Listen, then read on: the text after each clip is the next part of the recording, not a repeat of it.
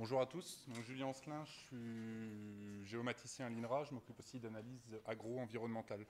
Je vais vous faire une présentation donc, sur donc un système complet, logiciel et données, open source, en recherche en agro-environnement. J'ai mis en place il y a 2 ans pour l'INRA de Saint-Laurent-de-Laprès.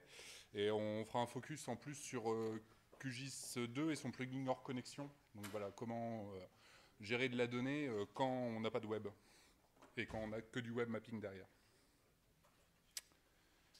Je vais vous présenter d'abord l'INRA de Saint-Laurent-de-Laprès. C'est une unité expérimentale qui est située en Charente-Maritime. Ensuite, on verra l'outil Sigma que j'ai créé, ses objectifs et les outils associés. On parlera un peu portabilité des outils SIG, le plugin QGIS hors connexion avec le format SQLite et les avantages et les limites de ce système-là. Donc Saint-Laurent-de-Laprès, vous allez le voir milieu gauche, donc au niveau de La Rochelle. On a un système en polyculture élevage en marais. On a 200 hectares à peu près de terres cultivables sur notre exploitation expérimentale. On a 45 hectares en culture drainée et 150 hectares de prairies, et majoritairement de la prairie naturelle à haute valeur environnementale. On a un troupeau de vaches maraîchines, donc qui est une race à très petit effectif, une cinquantaine de mères. Et on travaille avec un intérêt tout particulier pour la faune et la flore. Et bien sûr, l'étude des zones humides et de la gestion de l'eau autour de ces zones humides. On est en expérimentation système pour une partie de notre programme qui a pour objectif, j'expliquerai un peu l'expérimentation système après, voilà, je vous l'expliquerai sur la prochaine diapo, qui a pour objectif l'amélioration de la biodiversité et un meilleur respect de l'environnement, et l'augmentation de l'autonomie du système d'exploitation. En résumé, c'est comment produire pour que le système soit viable, pour qu'un système agricole soit viable, tout en augmentant la biodiversité derrière, et en profitant. Donc l'expérimentation système, c'est un peu le versus de l'expérimentation factorielle, c'est-à-dire qu'on ne va pas regarder qu'une variété, comment elle se comporte, on ne va pas regarder que des insectes, comment ils se comportent dans un milieu. On va prendre des leviers d'action qui sont pour nous la polyculture et l'élevage, donc les pratiques culturales, les assolements, le mode d'exploitation des pâtures avec les animaux. Donc c'est ce que vous avez en haut à droite. Et on va regarder l'impact de ces pratiques, si on reprend à rebours. Donc on va regarder tout ce qui est biodiversité à l'intérieur des zones de culture, la qualité de l'eau et des eaux de surface sur cette zone. On va regarder le comportement du sol dans le marais, le comportement des limicoles, donc tous les oiseaux présents sur le domaine pendant une période annuelle, le climat et tous les réseaux climatiques qu'il y a autour, je vais retrouver la flore, par exemple, excusez-moi, la hauteur d'herbe, tout ce qui est qualité fourragère, hauteur d'herbe, les passereaux, la flore, les insectes. On a aussi de la donnée LIDAR 3D. Et bien sûr de la donnée cartographique, parce qu'environ sur tout l'ensemble de ces données, on a 90-95% des données qui sont géolocalisées. Voilà. L'important pour nous, c'est de l'analyse multicritère, c'est être capable de dire on a effectué telle pratique, ça a eu tel impact sur les différentes mesures autour. Je vous passe les 200 tables qui permettent de gérer ce système-là. Je vais vous présenter, voilà. Historiquement, l'INRA de Saint-Laurent-de-Laprès a été, comme la plupart de tous les centres expérimentaux, avec des scientifiques qui géraient eux-mêmes leurs données expérimentales. Donc ils travaillaient avec de l'Access, de l'Excel, du Shape et tout un tas d'outils qui ne peuvent pas discuter entre eux, tout simplement. On a eu un objectif en 2009 quand on a installé cette expérimentation système et pouvoir justement travailler ensemble avec déjà 15 personnes, c'est de quitter la gestion des données sous tableur et de centraliser un maximum l'information. Dans une expérimentation système, on a besoin de savoir ce que fait son collègue, on a besoin de savoir la quantité d'insectes présentes sur une parcelle pour savoir si on doit intervenir par exemple sur avec un produit phytosanitaire. Mais en même temps, cette centralisation, il ne faut pas que ça passe que par un gestionnaire de base de données.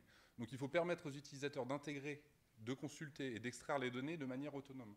Ça ne sert à rien d'avoir une interface humaine, on se retrouve avec 15 collègues tous les jours dans son bureau qui viennent nous demander des données. Donc il faut vraiment que l'agent ou le chercheur soit autonome sur sa donnée.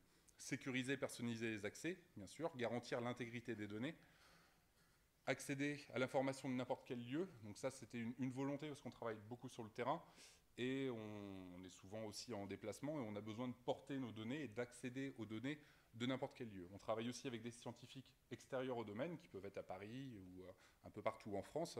Donc il faut aussi leur donner la possibilité d'accéder à nos données pour qu'ils puissent effectuer des traitements dessus.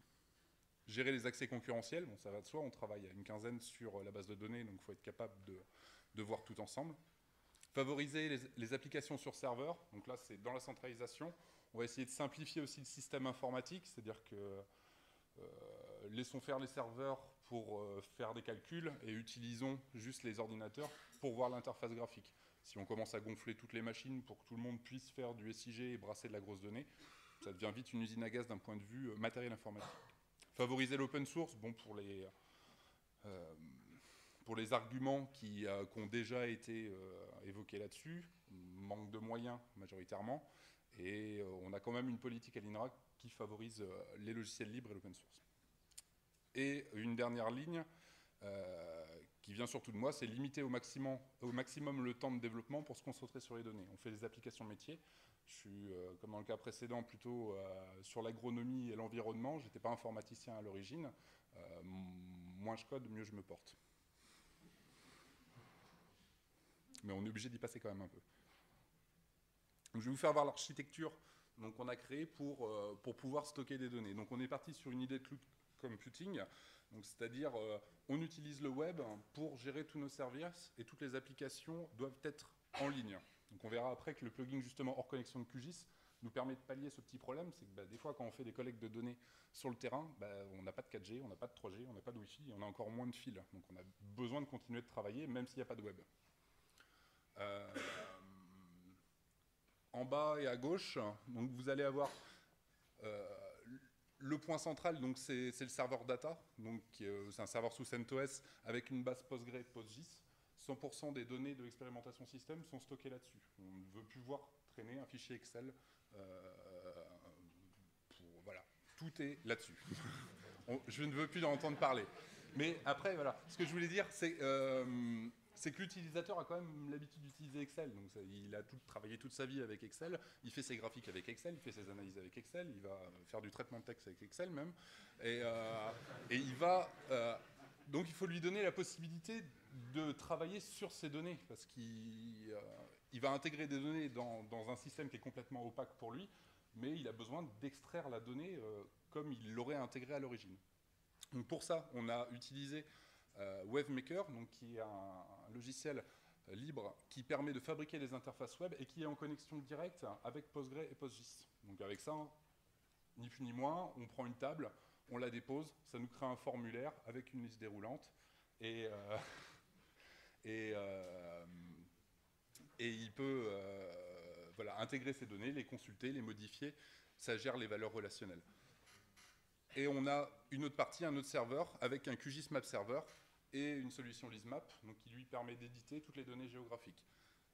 Cet espace-là est très important parce qu'il nous a permis vraiment de donner la géomatique à des non-géomaticiens. Donc les utilisateurs commençaient à intégrer, au lieu de dire j'ai vu un oiseau dans telle parcelle, non, j'ai vu un oiseau à tel endroit dans la parcelle, on s'en fiche, on verra ça après en post-traitement.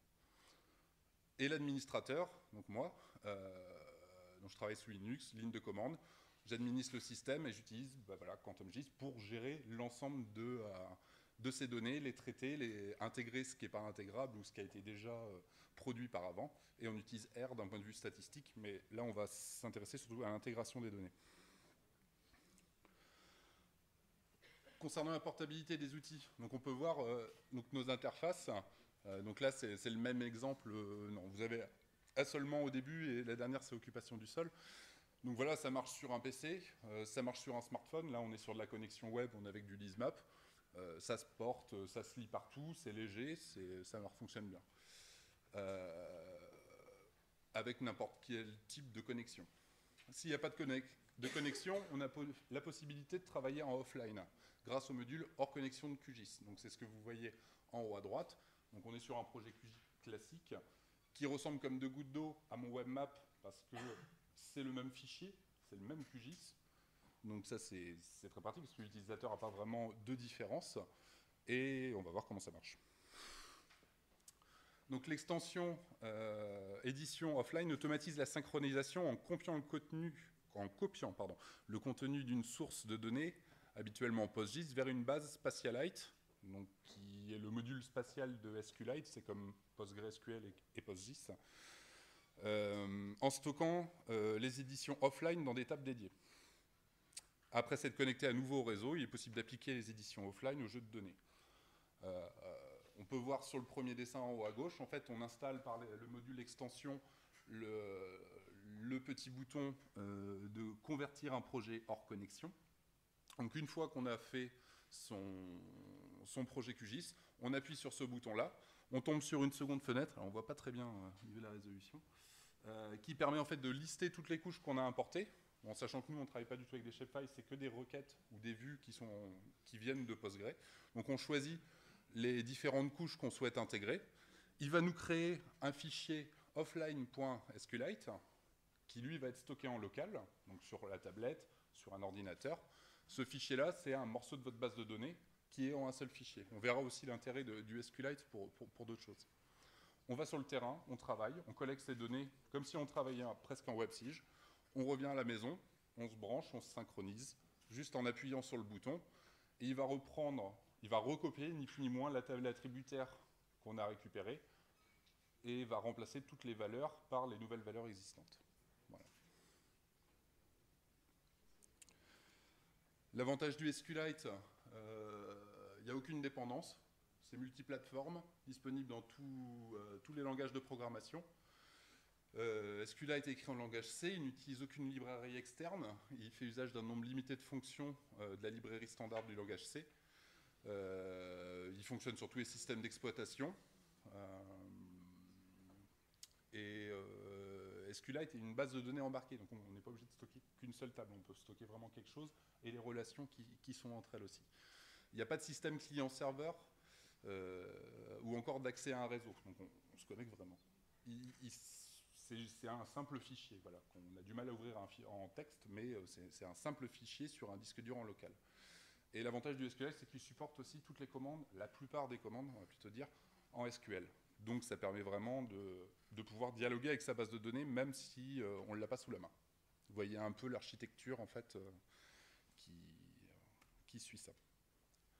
Je vais finir sur les avantages et les limites de système, donc, enfin, du moins sur le module hors connexion. Donc le fichier SQLite, ils sont simples, ils sont transportables facilement, ça c'est un gros avantage. QGIS le lit facilement. Vous verrez dans QGIS, vous avez le petit éléphant et juste en dessous une plume, donc c'est le logo SQLite. Vous pouvez aller vous connecter directement à un fichier SQLite en cliquant sur ce logo-là et en allant chercher le chemin. Il permet d'envoyer des données en un seul fichier à un tiers. Donc on arrête les .shape, .dbf. Ah, j'ai oublié le .prj, tu ne peux pas ouvrir ton fichier. Non, tout est dans un seul fichier, c'est beaucoup plus transportable et beaucoup plus facile à maintenir.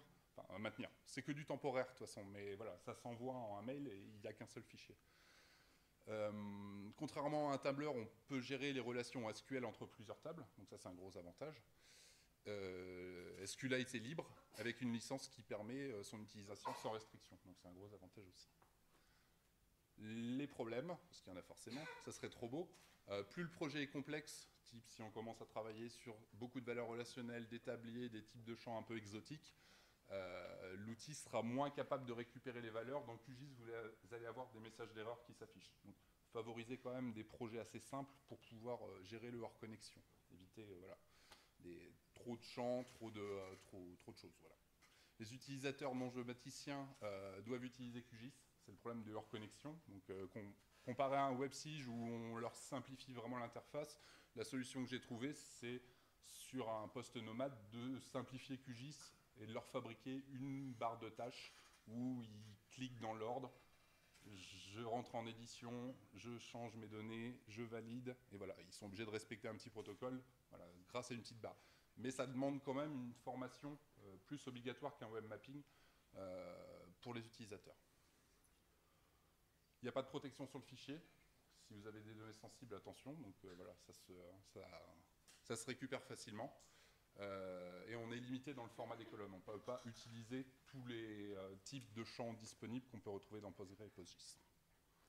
Voilà. En résumé, SQLite ne remplace pas les fonctionnalités avancées de PostgreSQL, mais permet une souplesse pour le travail de terrain sans connexion réseau. Je vous remercie de votre attention.